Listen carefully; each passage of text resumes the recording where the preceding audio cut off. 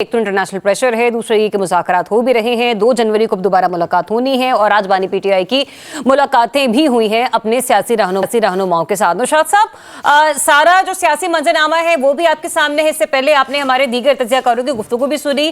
Sir, जो आज मुलाकात हुई है बानी पीटीआई की अपने सियासी हमनवाओं के साथ, उसके बाद अल-यमीन गंडापुर पर एक तो मुकम्मल एतमाद का इजहार किया उन्होंने, ठीक है, और दूसरा मैं फिर अपनी वही गुफ्तगू दोहराऊंगी जो मैंने आपसे पहले की थी कि अलीमा खानम साहिबा जो गुफ्तगू फरमा रही थी कि ये हाउस अरेस्ट जो है उसके ऊपर नहीं आ रहे बानी पीटीआई और असीरान की रिहाई मांग रहे हैं। तो सर, ये मुज़ाकरात में फिर क्या गिव एंड टेक हो सकता है कि बात सिर्फ 9 मई और 26 नवंबर के जुडिशियल कमीशन तक ही महदूद रहेगी? सिर्फ यही दे सकती है गवर्नमेंट पीटीआई को? देखिए, जरिया आप कैसे लेती हैं अलीमा खान की बात को, मैं इसे ऐसे लेता हूं कि शायर इसमें ये कह रहा है, डिमांड कर रहा है कि हमें हाउस अरेस्ट कर लिया जाए। अच्छा, ठीक है, इसका मकसद ये होता है, ये एक प्रपोजिशन दी जा रही है हुकूमत को कि ये भी हो सकता है, बराए मेहरबानी इस पर नजर करम कीजिए। तो इसके अलावा कोई ऐसा मामला नहीं है। देखिए, ये जो मैंने पिछली पहले बात कर रहा था ना, ये वॉशिंग मशीन वाली, ये सर्विस हर एक को दस्तयाब है। लेकिन सर, बड़े मारूफ सहाफी हैं अपने हामिद मीर साहब, उन्होंने ये कहा कि बानी पीटीआई को ये वाली ऑफर तो मुतादिद बार ऑफर हो चुकी है, अगर होना होता तो बहुत पहले हो चुके होते। ये किसी सहाफी ने कहा है। इसी तरह से किसी हुकूमती अगर कोई मौकफ आएगा तो फिर हमें ये लगेगा कि हुकूमत इस मामले में कोई संजीदा है। अभी तक कोई ऐसी मेरे सामने अगर इसमें संजीदगी दिखाएगी तो सीधा सीधा घर जाएगी, जैसे जावेद लतीफ साहब खुद फरमा चुके हैं, राना सनाउल्लाह साहब भी कह चुके हैं कि बानी पीटीआई बाहर तो हम अंदर कैसे होने दें।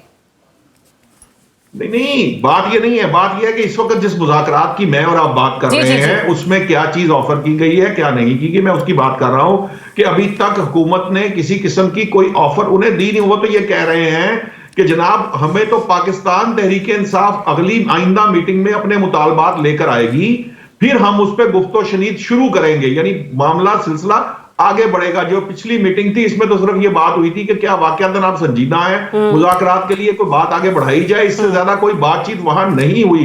एक बात। दूसरी बात, ये बात याद रखें कि जो मामला इस वक्त जेर बहस है वो शुरू कहां से होगा? वो शुरू इस बात से होगा जो मैंने आपको पहले कही थी कि अदालती मामलात में कोई दखलंदाजी चाह कर भी नहीं कर सकता। कुछ और तरह से फैसिलिटेशंस अपनी जगह हैं, लेकिन जो प्रोसेस है वो कंप्लीट किया जाता है। जब वो प्रोसेस कंप्लीट करने या उन फैसिलिटेशंस की बात आएगी वो भी आपके सामने शवाहिद आने शुरू हो जाएंगे। तीसरी बात यह, ये जो इंटरनेशनल प्रेशर का मसला है ना, देखिए वलीद साहब दुरुस्त कह रहे हैं, और भी तो रिचर्ड ग्रेनल साहब जो हैं उनको खुद नहीं मालूम कि उनके पोर्टफोलियो में क्या होगा। ज्यादा इम्कानात इस चीज के अमेरिका में ये कहा जा रहा है कि उनको वो स्पेशल एनवॉय जो है वो वेनेजुएला और कोरिया के मामलात के ऊपर होंगे। पाकिस्तान उनके एम्बेड में शायद हो ही ना, इसी वजह से वो शायद ज्यादा शोर मचा रहे हैं। या वो चाहते हैं कि उनके एम्बेड में पाकिस्तान आ जाए, या वो चाहते हैं कि उनके एम्बेड में नहीं है, तो जब तक वो पोर्टफोलियो पे नहीं आते उस वक्त तक जो करना चाहते हैं, कहना चाहते हैं, ख्वाहिशात का इजहार करते हैं, वो कह दें।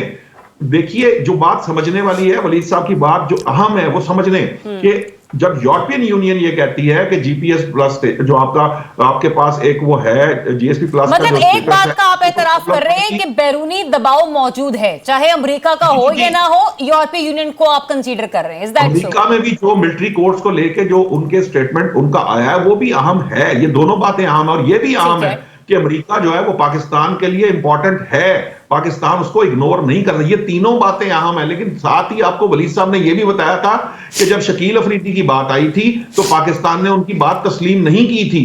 तो एटम बम की बात आई थी तो पाकिस्तान ने बात तस्लीम नहीं की थी। जो बानी तरीके से ट्वीट करने की क्या जरूरत थी? ख्वाजा आसिफ साहब को सीधा सीधा लिख देते हैं एब्सोल्युटली नॉट। देखिए, ख्वाजा आसिफ साहब जो बात कहना चाह रहे थे, जो बातें करवाना चाह रहे थे, जिस पर आज आप बहस कर रहे हैं, इसीलिए कर रहे थे कि आपको यह पता चल जाए कि वो इसराइल का एसेट है या ऑपरेशन गोल्डस्मिथ है, ताकि उस पर डिबेट शुरू हो जाए। आप गवर्नमेंट अपनी जगह पे अपने दिफाई मामलात के अंदर दिफा करती रहती है, लेकिन असल मामला यह है कि हम बतौर जर्नलिस्ट ये देखते हैं कि किसकी बात में कितना वजन है, उसके पीछे कौन से शवाहिद हैं, उसके पीछे क्या लॉजिक बनती है। इस वक्त जो सिचुएशन है ये क्लियरली एस्टैब्लिशमेंट की तरफ से पीटीआई को क्लियर जवाब मिल रहा है जो सजाओं की सूरत में सामने आ रहा है। एक बात। दूसरी बात यह है कि गवर्नमेंट जहां से बात शुरू कर रही है वो माइनस इमरान खान या वो माइनस वो जो कोर्ट के प्रोसीडिंग्स है उनके बाद है।